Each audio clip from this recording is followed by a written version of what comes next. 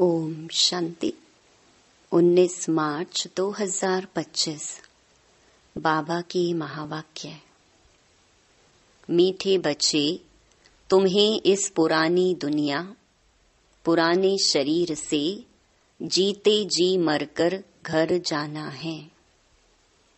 इसलिए देह अभिमान छोड़ देही अभिमानी बनो। प्रश्न: अच्छे अच्छे पुरुषार्थी बच्चों की निशानी क्या होगी? उत्तर: जो अच्छे पुरुषार्थी हैं वह सवेरे सवेरे उठकर देही अभिमानी रहने की प्रैक्टिस करेंगे।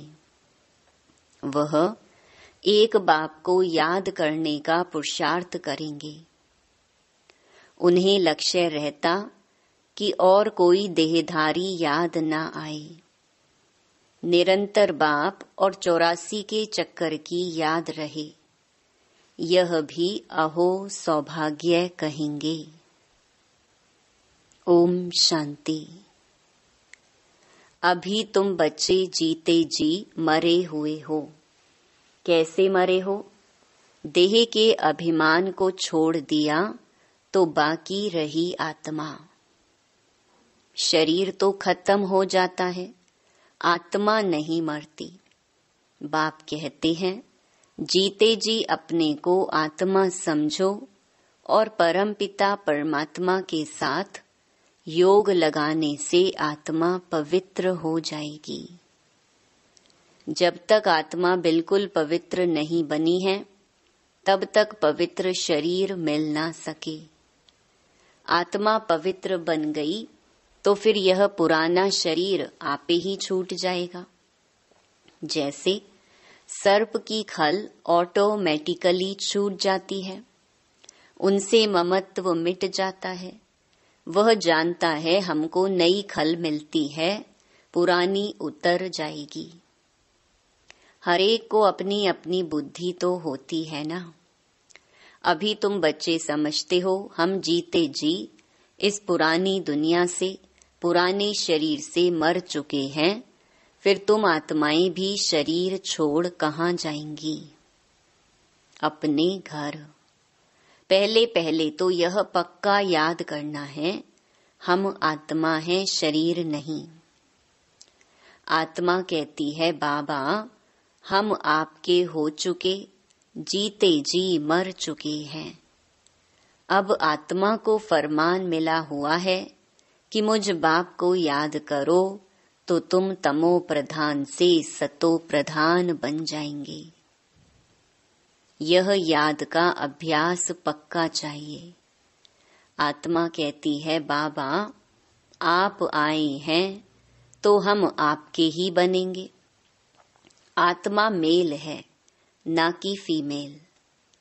हमेशा कहते हैं हम भाई भाई हैं, ऐसे थोड़े ही कहते हम सब सिस्टर्स हैं, सब बच्चे हैं।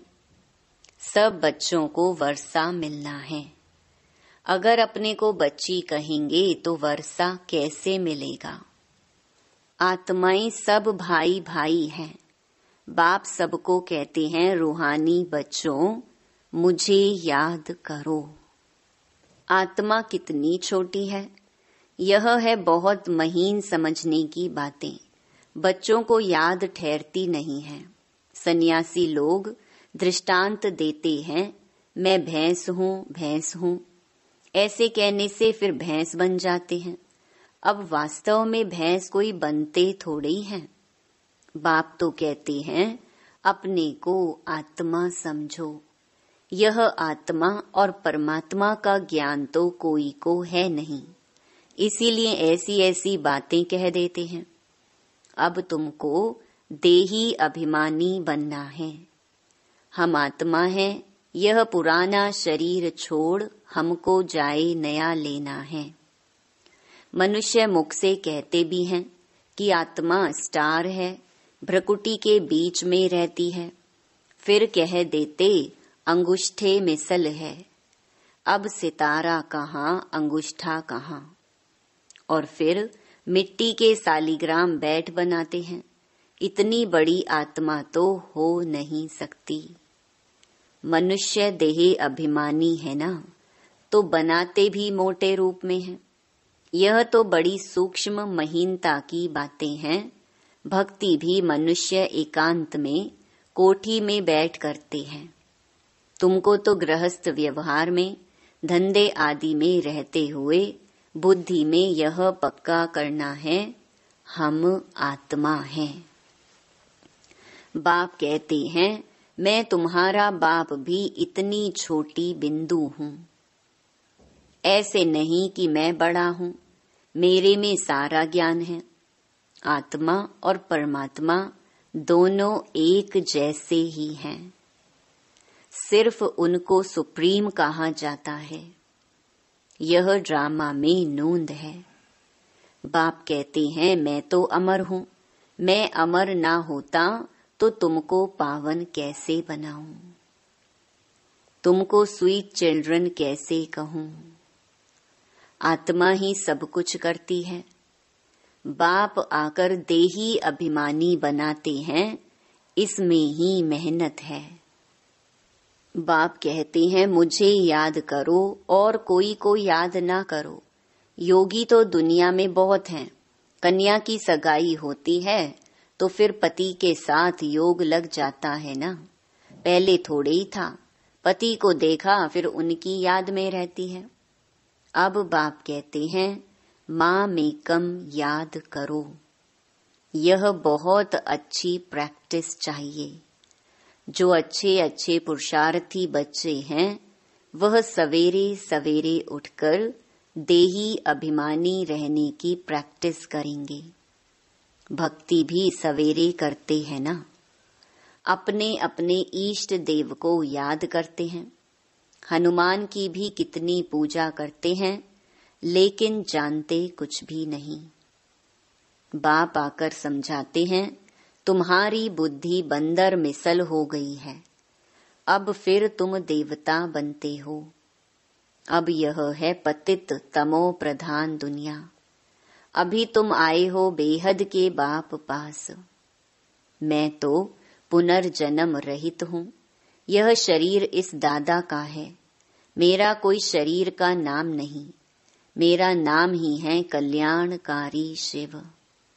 तुम बच्चे जानते हो, शिव बाबा कल्याणकारी आकर नरक को स्वर्ग बनाते हैं।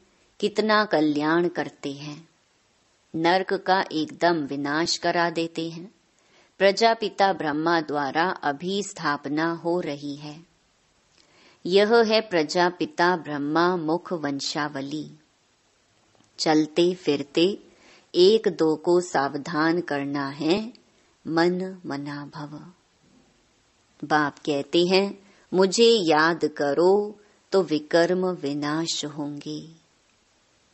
पतित पावन तो बाप है ना। उन्होंने भूल से भगवानुवाच के बदले श्री कृष्ण भगवानुवाच लिख दिया है। भगवान तो निराकार है, उनको परम पिता परमात्मा कहा जाता है। उनका नाम है शिव। शिव की पूजा भी बहुत होती है। शिव काशी कहते रहते हैं। भक्ति मार्ग में अनेक प्रकार के नाम रख दिए हैं। कमाई के लिए अनेक मंदिर बनाए हैं। असली नाम है शिव। फिर सोमनाथ रखा है। सोमनाथ सोमरस पिलाते हैं, ज्ञान धन देते हैं। फिर जब पुजारी बनते हैं तो कितना खर्चा करते हैं उनके मंदिर बनाने पर, क्योंकि सोमरस दिया है ना। सोमनाथ के साथ सोमनाथिनी भी होगी। यथा राजा रानी तथा प्रजा सब सोमनाथ सोमनाथिनी हैं। तुम सोनी दुनिया में जाते हो, वहां सोने की ईंटें होती हैं, नहीं तो दीवारें आदि कैसे बने। बहुत सोना होता है, इसीलिए उसको सोने की दुनिया कहा जाता है। यह है लोहे पत्थरों की दुनिया। स्वर्ग का नाम सुनकर ही मुख पानी हो जाता है। विष्णु के दो रूप लक्ष्मी नारायण अलग अलग बनेंगे ना। तुम विष्णुपुरी के मालिक बनते हो, अभी तुम हो रावणपुरी में। तो अब बाप कहते हैं सिर्फ अपने को आत्मा समझ मुझ बाप को याद करो। बाप भी परम धाम में रहते हैं, तुम आत्माएं भी परम धाम में रहती हो। बाप कहते हैं तुमको कोई तकलीफ नहीं देता हूँ। बहुत सहज है। बाकी यह रावण दुश्मन तुम्हारे सामने खड़ा है, यह विघ्न डालते हैं। ज्ञान में विघ्न नहीं पड़ते, विघ्न पड़ते हैं याद में। घड़ी घड़ी माया याद भुला देती है, देह अभिमान में ले आती है, बाप को याद करने नहीं देती, यह युद्ध चलती है। बाप कहते हैं तुम कर्म योगी तो हो ही, अच्छा दिन में याद नहीं कर सकते हो तो रात को याद करो। रात का अभ्यास दिन में काम आएगा। निरंतर स्मृति रहे, जो बाप हमको विश्व का मालिक बनाते हैं, हम उसे याद करते हैं। बाप की याद और 84 जन्मों के चक्कर की याद रहे तो अहो सौभाग्य। औरों को भी सुनाना है बहनों और भाइयों, अब कलयुग पूरा हो, सतयुग आता है। बाप आए हैं सतयुग के लिए, राजयोग सिखला रहे हैं। कलयुग के बाद सतयुग आना है। एक बाप के सिवाय और कोई को याद नहीं करना है। वानप्रस्थी जो होते हैं वह सन्यासियों का जाए संग करते हैं। वानप्रस्थ वहां वाणी का काम नहीं है। आत्मा शांत रहती है, लीन तो हो नहीं सकती। ड्रामा से कोई भी एक्टर निकल नहीं सकता। यह भी बाप ने समझाया है, एक बाप के सिवाय और कोई को याद नहीं करना है। देखते हुए भी याद ना करो। यह पुरानी दुनिया तो विनाश हो जानी है, कब्रिस्तान है ना। मुर्दों को कभी याद किया जाता है क्या? बाप कहते हैं यह सब मरे पड़े हैं, मैं आया हूँ पतितों को पावन बनाए ले जाता हूँ। यह सब खत्म हो जाएंगे। आजकल बॉम्ब शादी जो बनाते हैं बहुत तीखे तीखे बनाते रहते हैं। कहते हैं यहाँ बैठे जिस पर छोड़ेंगे उस पर ही गिरेंगे। यह नोंद है फिर से विनाश होना है। भगवान आते हैं नई दुनिया के लिए, राजयोग सिखला रहे हैं। यह महाभारत लड़ाई है जो शास्त्रों में गाई हुई है। बरोबर भगवान आए हैं स्थापना और विनाश करने। चित्र भी क्लियर है। तुम साक्षात्कार कर रहे हो, हम यह बनेंगे। यहाँ की यह पढ़ाई खत्म हो जाएगी। वहाँ तो बैरिस्टर, डॉक्टर आदि की दरकार नहीं होती। तुम तो यहाँ का वर्षा ले जाते हो, हुनर भी सब यहाँ से ले जाएंगे। मकान आदि बनाने वाले फर्स्ट क्लास होंगे तो वहाँ भी बनाएंगे। बाजार आदि भी तो होगी ना, काम तो चलेगा।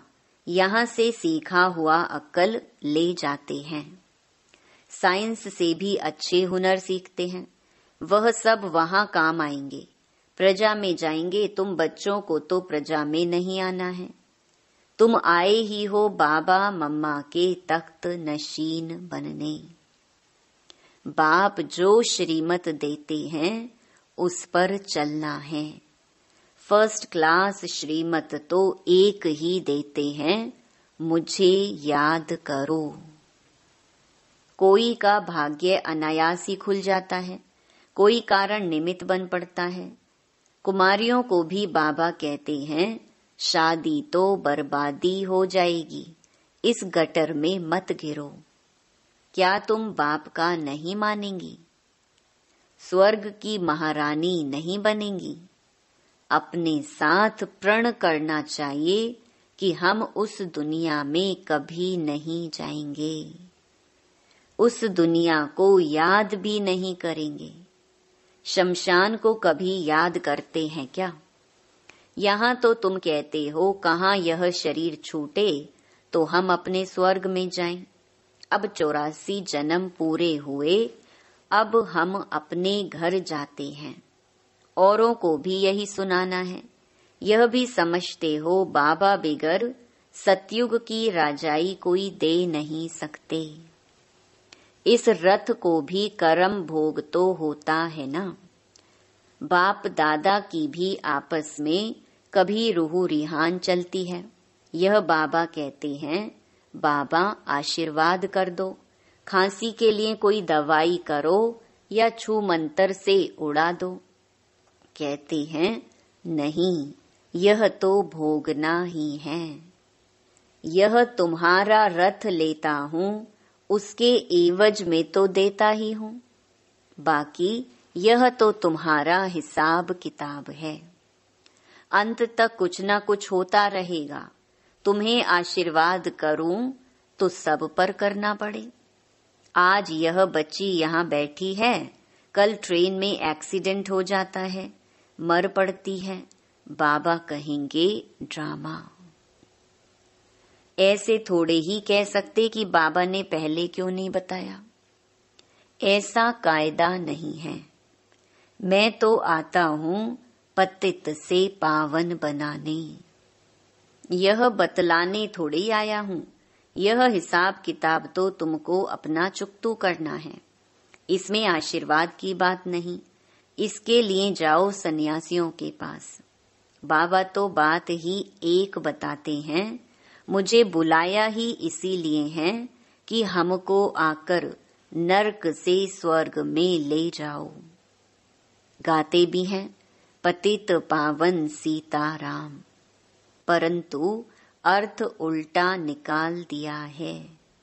फिर राम की बैठ महिमा करते रघुपति राघव राजा राम। बाप कहते हैं इस भक्ति मार्ग में तुमने कितने पैसे गंवाए हैं। एक गीत भी है ना, क्या कौतुक देखा। देवियों की मूर्तियां बनाए, पूजा कर फिर समुद्र में डुबो देते हैं। अब समझ में आता है कितने पैसे बर्बाद करते हैं, फिर भी यह होगा। सतयुग में तो ऐसा काम होता ही नहीं। सेकंड बाय सेकंड की नोंद है। कल्प बाद फिर यही बात रिपीट होगी। ड्रामा को बड़ा अच्छी रीति समझना चाहिए। अच्छा, कोई जास्ती नहीं याद कर सकते हैं तो बाप कहते हैं सिर्फ अल्फ और बे, बाप और बादशाही को याद करो। अंदर में यही धुन लगा दो कि हम आत्मा कैसे 84 का चक्कर लगाकर आई है। चित्रों पर समझाओ, बहुत सहज है। यह है रूहानी बच्चों से रूह रिहान। बाप रूह रिहान करते ही हैं बच्चों से, और कोई से तो कर ना सके। बाप कहते हैं अपने को आत्मा समझो। आत्मा ही सब कुछ करती है। बाप याद दिलाते हैं तुमने 84 जन्म लिए हैं, मनुष्य ही बने हैं। जैसे बाप ऑर्डिनेंस निकालते हैं कि विकार में नहीं जाना है, ऐसे यह भी ऑर्डिनेंस निकालते हैं कि किसको रोना नहीं है। सतयुग त्रेता में कभी कोई रोते नहीं, छोटे बच्चे भी नहीं रोते। रोने का हुक्म नहीं। वह है ही हर्षित रहने की दुनिया। उसकी प्रैक्टिस सारी यहाँ करनी है। अच्छा, मीठे मीठे सिकिलधे बच्चों प्रति मात पिता बाप दादा का याद प्यार और गुड मॉर्निंग। रूहानी बाप की रूहानी बच्चों को नमस्ते। धारणा के लिए मुख्य सार। पहला, बाप से आशीर्वाद मांगने के बजाय याद की यात्रा से अपना सब हिसाब चुकतू करना है। पावन बनने का पुरुषार्थ करना है। इस ड्रामा को यथार्थ रीति समझना है। दूसरा, इस पुरानी दुनिया को देखते हुए भी याद नहीं करना है। कर्म योगी बनना है। सदा हर्षित रहने का अभ्यास करना है। कभी भी रोना नहीं है। वरदान: प्रवृत्ति में रहते मेरेपन का त्याग करने वाले सच्चे ट्रस्टी माया जीत भव। जैसे गंदगी में कीड़े पैदा होते हैं, वैसे ही जब मेरापन आता है तो माया का जन्म होता है। मायाजीत बनने का सहज तरीका है, स्वयं को सदा ट्रस्टी समझो। ब्रह्मा कुमार माना ट्रस्टी। ट्रस्टी की किसी में भी अटैचमेंट नहीं होती, क्योंकि उनमें मेरापन नहीं होता। गृहस्थी समझेंगे तो माया आएगी और ट्रस्टी समझेंगे तो माया भाग जाएगी। इसलिए न्यारे होकर फिर प्रवृत्ति के कार्य में आओ तो माया प्रूफ रहेंगे। स्लोगन: जहां अभिमान होता है वहां अपमान की फीलिंग जरूर आती है। अव्यक्त इशारे: सत्यता और सभ्यता रूपी कल्चर को अपनाओ। आपकी आंतरिक स्वच्छता, सत्यता, उठने में, बैठने में, बोलने में, सेवा करने में लोगों को अनुभव हो, तब परमात्म प्रत्यक्षता के निमित्त बन सकेंगे। इसके लिए पवित्रता की शमा सदा जलती रहे, जरा भी हलचल में न आए। जितना पवित्रता की शमा अचल होगी, उतना सहज सभी बाप को पहचान सकेंगे। ओम शांति।